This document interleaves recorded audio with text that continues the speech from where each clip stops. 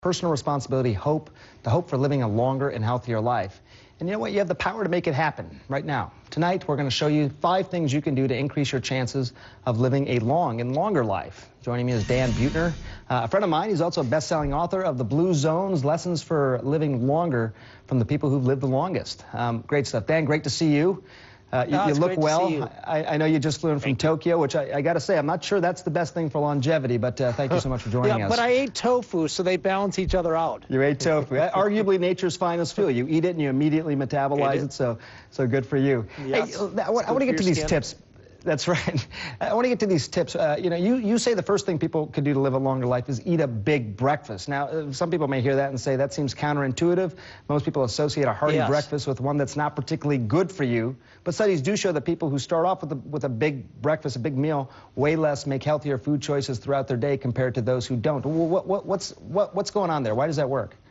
Yeah, well, first of all, we see it among all 5 longevity hotspots around the world. The longest lived people start with, oatmeal with nuts or beans with tortilla or stir fry with tofu. And the idea is to get complex carbohydrates, proteins, and even fat.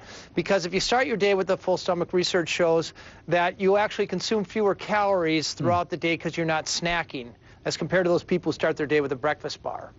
So what did you eat today? What was your breakfast? Well, I started it at Tokyo, so I had a bento box, and it actually had salmon in it, and the sort of rice porridge, and all kinds of sort of root vegetables. So you got vegetables, you got the good antioxidants, and some good carbs as well. To boil it down, I think the best breakfast, and you hear this from centenarians among the Seventh-day Adventists, oatmeal with nuts and raisins and a little bit of milk or soy milk. You cannot go wrong. I'm going to live forever because that's what I had this morning. Perfect. There you go. The second thing on your list, sticking on the diet theme, is eating lots of vegetables. So less meat, more leafy greens, but also more beans and nuts, you say. Yeah, superfoods, right? I actually take that from the longest lived people in the world eat mostly a plant-based diet.